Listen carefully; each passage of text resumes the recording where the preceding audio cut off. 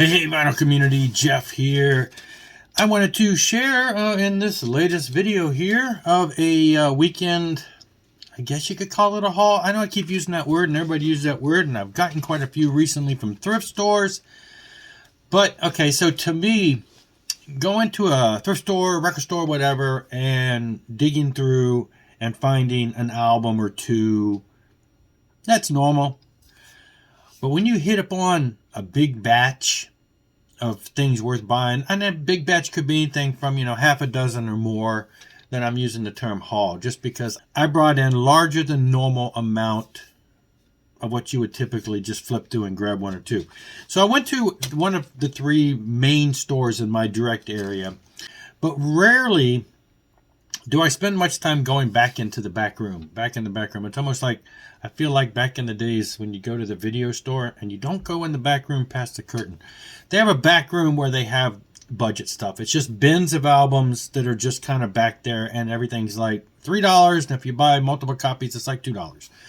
So I don't usually go back there. I've been back there a couple times, but it's been a while, so I went back there. I thought, they had one or two things in the regular store I wanted, but I went back there, had some time to kill. And I started flipping, and I found some stuff. So let's go over that first. This was the first thing that caught my eye.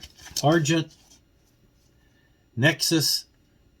I knew nothing about the band. I literally thought the album cover looked cool. Literally thought that. Now, I did think, wait a minute, Argent, that's that band with Hold Your Head Up, right? And I'm pretty sure that's that band. So I knew they had a song. That's it. I don't think I've ever heard anything by them except Hold Your Head Up. Then I opened it up and I thought, I don't know if it's a live album, but these guys look like rockers. This looks like an album, classic rock album from the 70s that I want to have. So I thought, I'm going to buy it. And I know, I opened up and it was in great condition. This particular store, I'm pretty sure, has one of those, big time cleaners, and they clean things. So everything tends to look really shiny. Literally bought it. I figured it's classic rock. I don't know much about it, but literally bought it because I thought the cover looked cool. I did when I got home, I pulled out the Argent album and listened to it. And again, not knowing what to expect, only knowing really one song by them. And the whole first side felt like one song. And it was like no words. It was space rocky.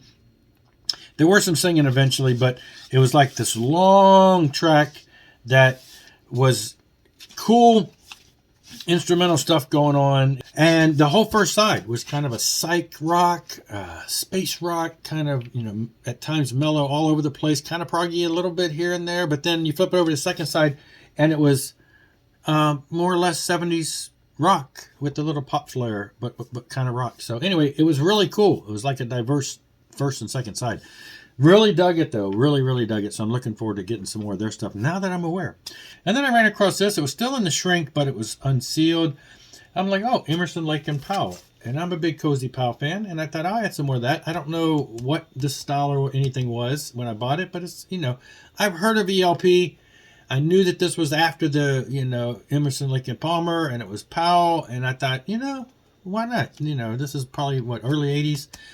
And yeah, I listened to it and I enjoyed it. It's definitely got what you would expect. It's got that sound that's of that era. Kind of Asia-ish. Kind of yes-ish. But yet, just kind of cool. 80s. Probably, whatever. I liked it. I got it. I'm like, okay, that's cool. Then I found this and I was like, well, that's interesting. Maybe I'm going to rescue this.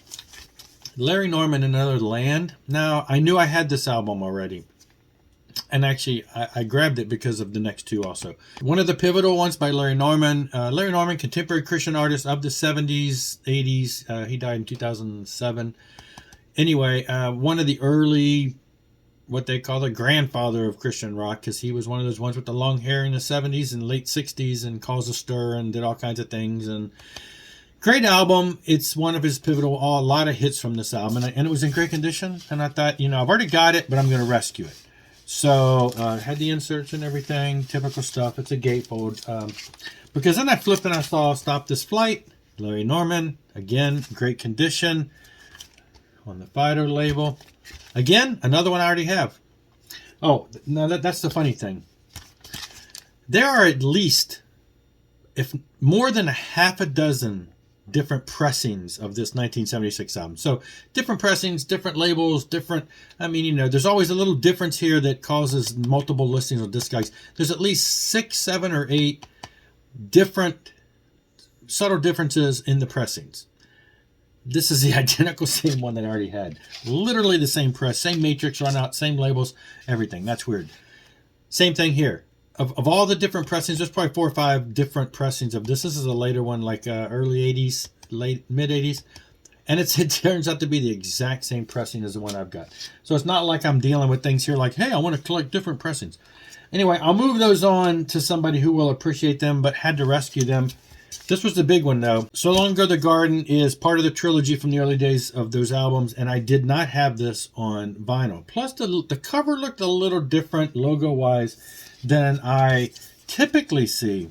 So then I flipped it over, and not only is it MGM Records. So Larry Norman started off, he had some crossover mainstream labels that were putting him out before he switched over to his own label, you know, Fido Records. And so he did have some mainstream secular labels. So this is one of the early ones. And not only that, but it's a white label promo. It even has a sticker on there that says DJ copy only.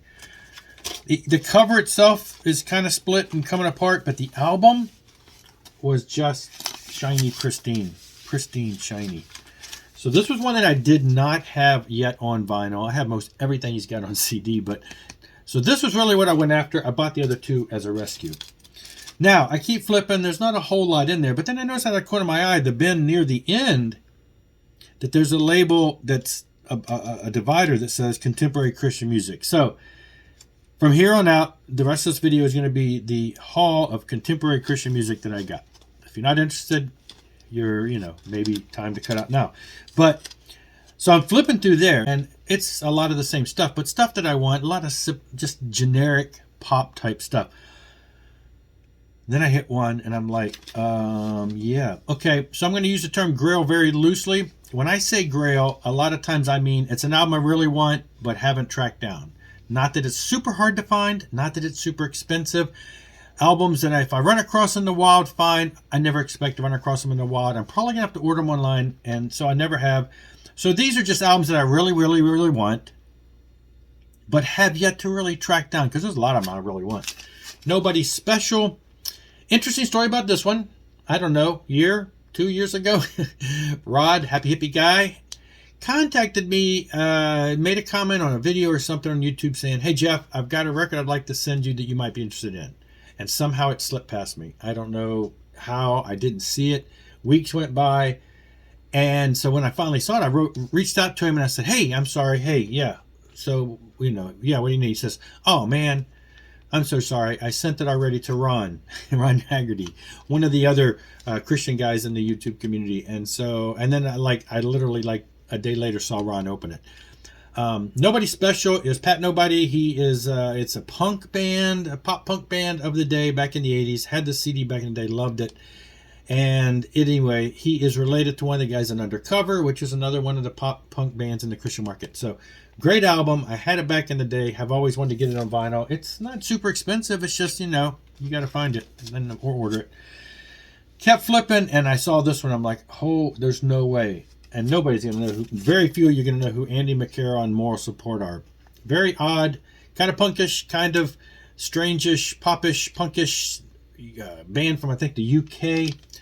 I had this album back in the day, and I don't think it's ever, maybe it has since then been officially released on CD, but it may not even be super official.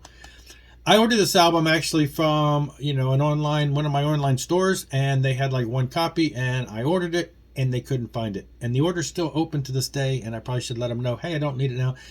High on my want list, not super easy to find, and usually not as super cheap as, you know, I got it for. Great conditions, got the insert and everything. Just fun, quirky, fun stuff.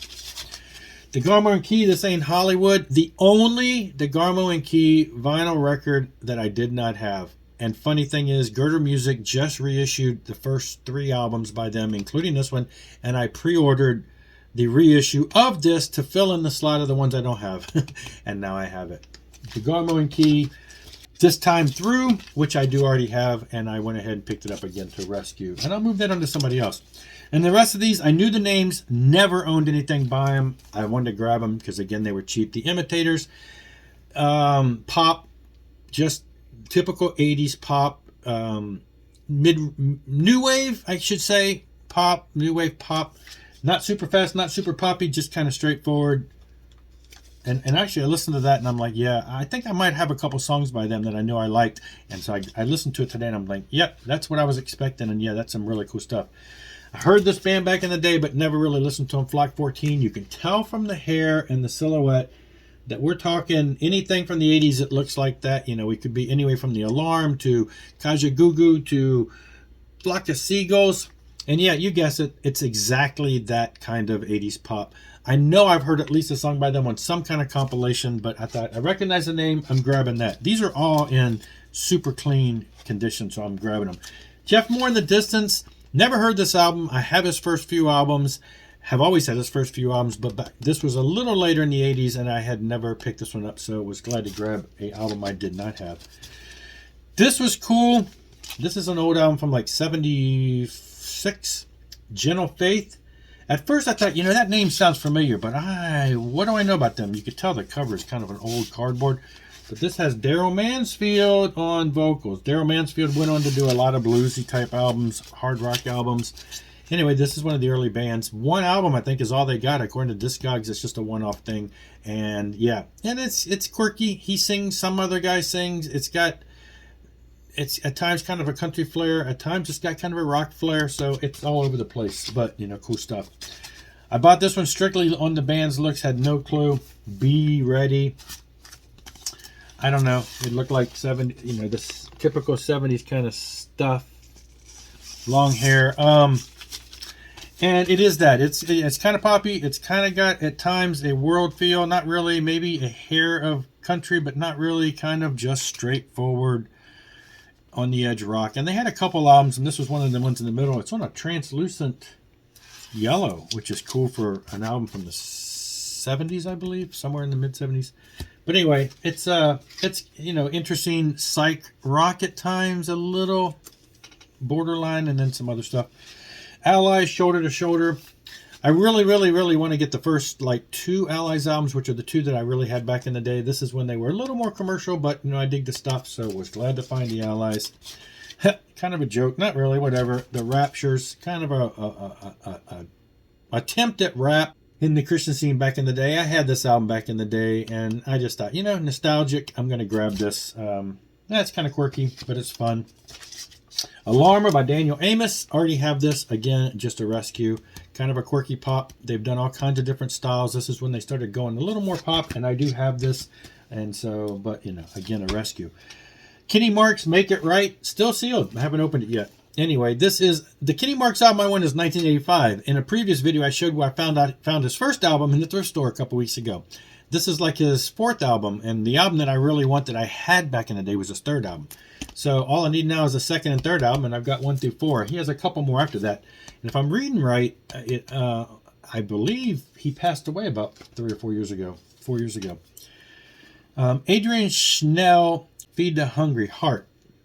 Recognized the name, wasn't sure. I thought he was in a band in the UK that I knew, but it turns out he's not. But I have heard the name, and so it's, yeah, you know, it's just a rock and roll UK artist. It actually says British import, but the album is a US release. But the album is from an artist in the UK. And because you had to have an equal amount to get the discount, I had to go back and get one more in order to get it for $1. So I bought a still sealed copy. Oh, that's still sealed too. This is still sealed. I need to open these. Rick Rizzo, had no idea who it was. I noticed it was on Heartland Records, which is where White Heart started in the early days, so I figured it was going to be something along that line. I quickly pulled up a song to listen online, and it was just straightforward, you know, pop rock. Just a guy singing, just semi-mellow, semi-pop. So anyway, great stuff. Anyway, I just thought it was great though, because it's all this contemporary Christian stuff, some of which I knew, some of which was new to me. I grabbed it all, got them all for just a couple dollars each, and they're in absolutely great condition. That's all for now, though. I will be back for another one soon, so thanks a lot for watching.